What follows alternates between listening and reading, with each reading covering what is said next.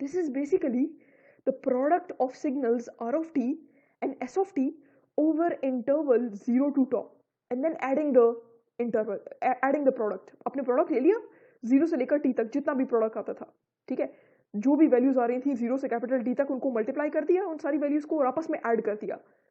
What this function was actually, this was basically cross correlation. Cross correlation में भी तो यही काम करते हो ना, दो सिग्नल्स को मल्टीप्लाई करते हो और फिर उनके रिजल्ट को ऐड कर देते हो.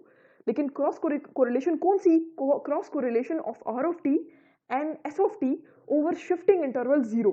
टॉ इज इक्वल टू 0. जो शिफ्टिंग हम शिफ्ट कर रहे थे, हम यही क्रॉस कोरिलेशन में यही काम करते थे कि दो सिग्नल्स को आपस में मल्टीप्लाई करते थे और सम को ऐड करते थे, फिर उस दूसरे सिग्नल को वापस शिफ्ट करते थे and again the procedure was repeated. ये क्रॉस कोरिलेशन है, लेकिन कौन सी? जब आप किसी भी किस्म का शिफ्ट नहीं देते दूसरे सिग्नल में और तब एक ही इंस्टेंट पे जो है क्रॉस कोरिलेशन लो, मल्टीप्लाई करो और रिजल्ट को एड करो. It is that cross correlation. So cross correlation of R of T and S of T over shifting interval 0. मैंने कोई भी दोनों दूसरे सिग्नल को मैंने जरा भी शिफ्ट नहीं किया. 0 शिफ्ट पे जो मल्टीप्लिकेशन का रिजल्ट आ रहा है और आपस में जो ऐड कर रहे हो वो वाली cross correlation. So at t is equal to t, capital T, match filter का आउटपुट हमने ये रियलाइज किया जब मैंने इस इक्वेशन में मैच फिल्टर का रिस्पॉन्स पुट किया, तो मैंने ये देखा कि ये बराबर आता है as the correlation between two signals. तो rather than at t is equal to capital T, match filter का आउटपुट और कोरिलेटर का आउटपुट बराबर आता है. देखो मैंने मैच फिल्टर लगाया, मैच फिल्टर की इक्वेशन लगाई इस इक्वेशन में और मैंने क्रॉस कोरिलेशन का फंक्शन ऑब्टेन कर लिया. इसका मतलब कि t is equal to capital T पर क्रॉस मैच फिल्टर और क्रॉस कोरिलेशन का इंपैक्ट एक ही है.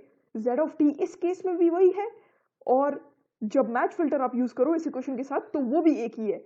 शर्त क्या है कि t should be equal to capital of t. So match filter का आउटपुट कोरिलेटर के आउटपुट के बराबर आता है at t is equal to capital T. That means कि आप इस मैच फिल्टर को और इसके रिस्पॉन्स को रिप्लेस कर सकते हो with bank of correlators. We can use bank of correlators instead of match filter for optimum detection. ठीक है, क्योंकि दोनों की इक्वेशन सेम आई है. आपने क्या किया? आपने मैच फिल्टर का रिस्पॉन्स जो है इसमें पुट कर दिया, ठीक है, कन्वोल्यूशन के रिजल्ट में, और नीचे जाकर इक्वेशन आपके पास बनी क्रॉस कोरिलेशन की. इसका मतलब कि बराबर है कि अगर आप इस इक्वेशन का कन्वोल्यूशन लो, ये बराबर आता है कि अगर आप इन दोनों सिग्नल्स को क्रॉस कोरिलेट कर लो at with no shifting interval. मतलब जो आप शिफ्ट देते हो क्रॉस कोरिलेशन में वो शिफ्ट ना दो, 0 शिफ्ट पे दोनों की क्रॉस कोरिलेशन ले लो, ये बराबर है.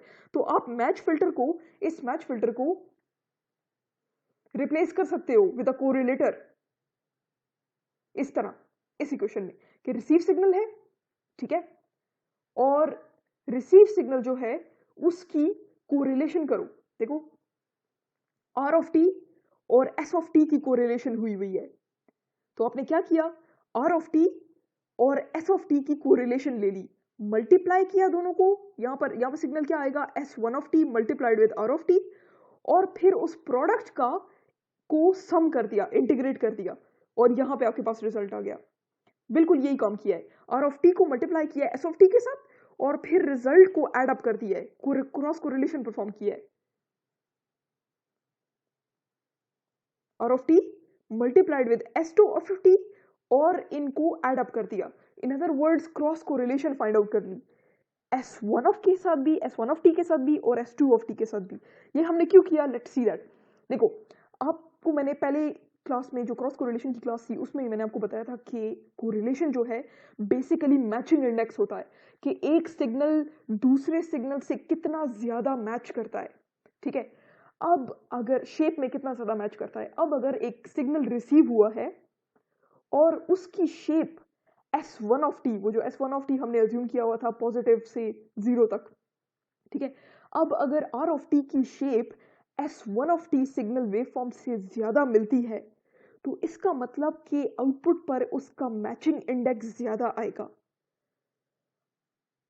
इन अदर केस अगर R ऑफ टी, दूसरे केस में क्या होगा? अगर R ऑफ टी की शेप ज्यादा S ऑफ 2t जो दूसरी ट्रांसमिटेड सिग्नल वेवफॉर्म थी उससे मिलती है, तो इन दोनों का मैचिंग इंडेक्स जो है वो आउटपुट पर ज्यादा आएगा।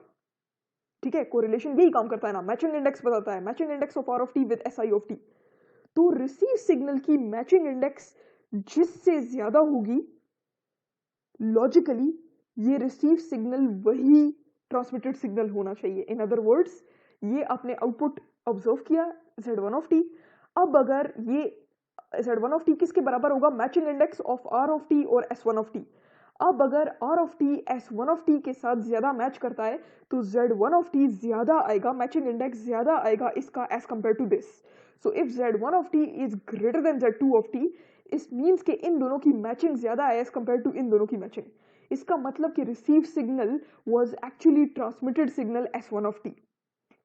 सेकेंड केस में क्या होगा कि अगर इन दोनों की मैचिंग या कोरिलेशन ज्यादा आई है, इन दोनों का मैचिंग इंडेक्स ज्यादा है, इसका मतलब कि Z2 of T should be greater than Z1 of T. ठीक है, जाहिर है अगर इसकी और इसकी मैचिंग ज्यादा होगी तो इसके साथ मैचिंग नहीं होगी। ठीक, तो अगर Z2 की मैचिंग ज्यादा है Z1 के साथ, that means receive signal is equal to S2 of T. और ये बेसिकली कौन थे, S1 ऑफ टी और S2 ऑफ टी। ये S1 ऑफ टी और S2 ऑफ टी ये थे, अपने पास्ट लेक्चर्स में देख लो, I guess it's lecture 13A जो हमने लिया अभी हुआ है, direction of binary signal. So SI of T is equal to S1 of T या S2 of T. S1 of T 0 से T तक पॉजिटिव 1 था, नॉन रिटर्न टू 0 लेवल की बात कर रहे हैं, और S2 of T negative symbol था। ठीक है, और रिसीव सिग्नल जो था यहाँ पर, जो सिग्नल रिसीव होता है, that is equal to SI of T plus N of T. ठीक है, तो यार receive signal S1 of T के बराबर हो सकता है अगर मैंने ये सिंबल सेंड किया S1 ऑफ टी, और अगर S2 ऑफ टी सेंड किया है तो ये इसके बराबर हो सकता है। तो अब अगर इस सिग्नल की मैचिंग इस सिग्नल से ज्यादा आ रही है तो इसका मतलब कि ये वाला सिग्नल जो मैंने ट्रांसमिट किया था, और अगर इस सिग्नल रिसीव सिग्नल की मैचिंग इस सिग्नल से S1 ऑफ टी से ज्यादा आ रही है, इसका मतलब कि मैंने S1 ऑफ टी ट्रांसमिट किया था। तो यही चीज यहां पर डिस्कस्ड आउट है कि अगर R of T S1 of T के साथ उसका मैचिंग ज्यादा आ रही है या कोरिलेशन का रिजल्ट ज्यादा आ रहा है, इसका मतलब Z1 ऑफ टी ज्यादा होगा as compare to Z2 of T, because Z1 of T is the correlation between S1 of T and R of T. In other words, matching between these two का answer ये आ रहा है। तो इसका मतलब कि R of T S1 of T के बराबर है। और अब अगर इस रिसीव सिग्नल की मैचिंग इसके साथ ज्यादा है, that means Z2 of t is greater than Z1 of t, which Z2 of t is the matching index between these two. In other words, cross correlation between these two. Z of t is the cross correlation between these two. So इसका मतलब कि Z2 of t बड़ा आएगा Z1 of t से, इसका मतलब कि receive signal most probably S2 of t के बराबर है। तो आप कोरिलेटर बैंक यूज कर सकते हो, ये एक कोरिलेटर ये दूसरा कोरिलेटर, कोरिलेटर बैंक यूज कर सकते हो instead of a match filter for operation at the receiver and, given that के time t is equal to capital T. So this is all for this lecture in which we studied the match filter. We saw its response, which implies that h of t for maximum possible SNR at the receiver, h of t is equals to k s of capital T minus t.